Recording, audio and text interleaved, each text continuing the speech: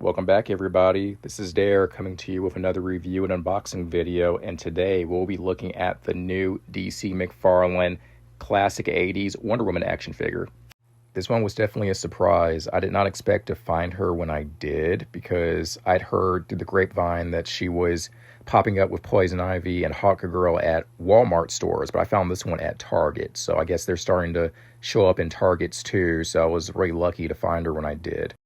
So officially, Wonder Woman hasn't even really been announced yet for pre-order, along with Poison Ivy and Hawkgirl. So this is like another shadow drop that McFarlane does sometimes with certain figures, where they just start popping up in stores at random. And if you're able to find them, great. If you're not, then you just gotta wait for the pre-order. But I was able to find this one, luckily, so I was pretty pleased with that. So I don't have to go driving around over the city trying to find her, which I usually would do in situations like this, but I didn't have to this time. So pretty happy about it, and I can't wait to review her with you all. So enough talking, let's get her out of the box and have a look.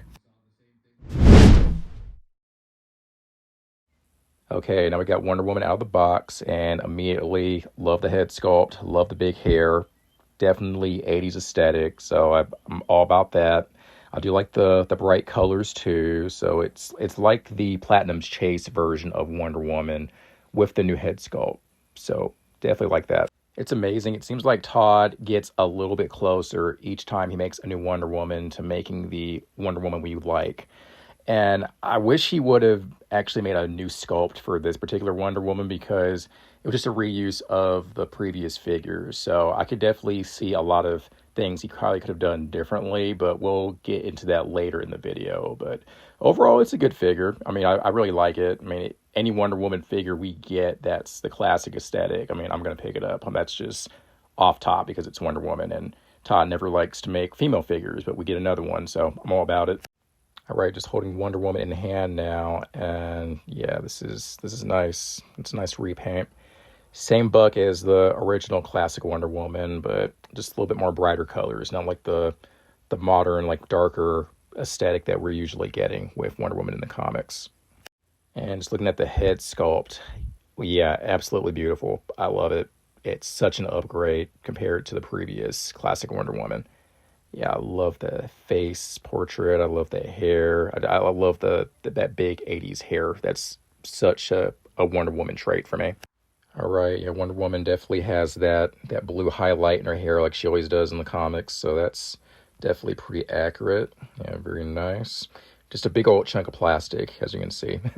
Yeah, it's definitely going to get in the way if you want to try and have her look up, so that's not going to happen, but she can still turn her head pretty well. Okay, just comparing the new head with the original classic Wonder Woman head, you can definitely tell a difference. I mean, it wasn't a hideous head, and people gave it a lot of crap for no reason, but you can definitely tell the newer head definitely has that more softer look. All right, now comparing the Godzilla 2-pack Wonder Woman head, I definitely think it's still the best head compared to the new Wonder Woman. Yeah, Godzilla Wonder Woman has the best head. Oh my god, that sounds horrible. I'm gonna have to edit this out. Okay, here are all three Wonder Woman, and I guess y'all can make up your mind and decide which one has the best head sculpt in your opinion, because I think they all look great in their own way, but everyone has their own taste, so definitely have a look, and which one do you think is the best one, and let me know in the comments. This is just a gripe, but I think Todd missed a really good opportunity to give Diana her more 80s accurate Wonder Woman logo on her chest, and then the big gold waist belt that she usually has during that era. So another missed opportunity, unfortunately.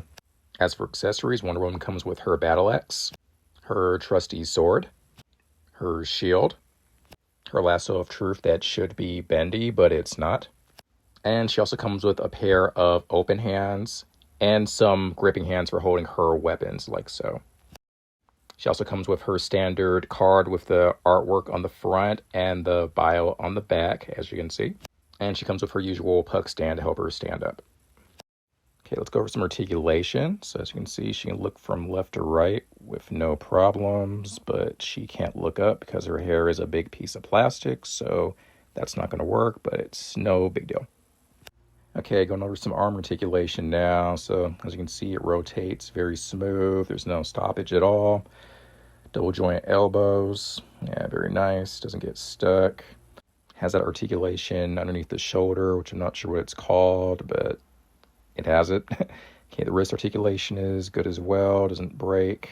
Very good. Then gonna do the left arm. Same thing. Double jointed elbows.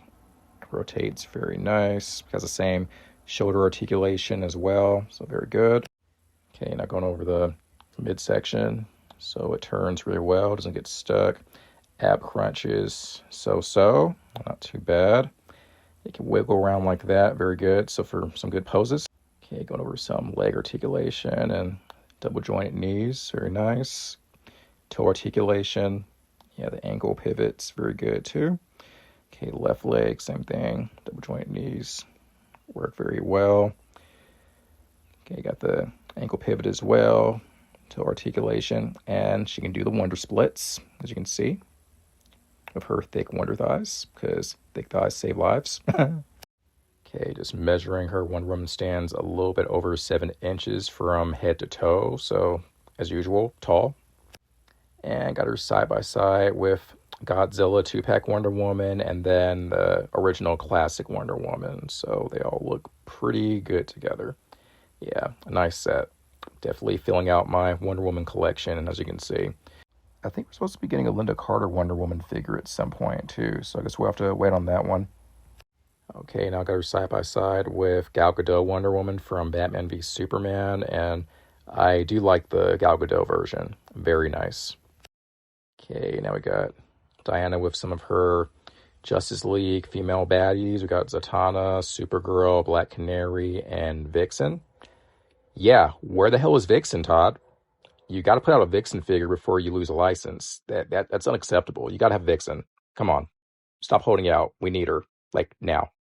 Okay, now here's Wonder Woman with the rest of the Justice League crew, and this is like the more like the 80s, like 90s aesthetic. So she fits in right in well with this display. So if you have all these characters, like, she'll look just fine with them. Like, really cool.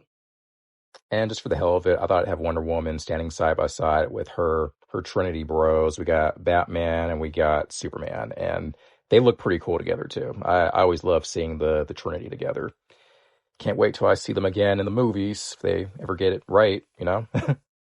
Okay, so final verdict on the new Wonder Woman figure. I like her. I like her a lot. I mean, I like the new head sculpt. I like the colors. I mean, there are some gripes that things could have been different, but she's still a must-have in my opinion. And if you're able to find her out in the wild, I would definitely pick her up without question. So if you made it this far into the video, thank you for watching. Please feel free to like, share, and subscribe, and I will see you all in the next one. Take it easy. Bye.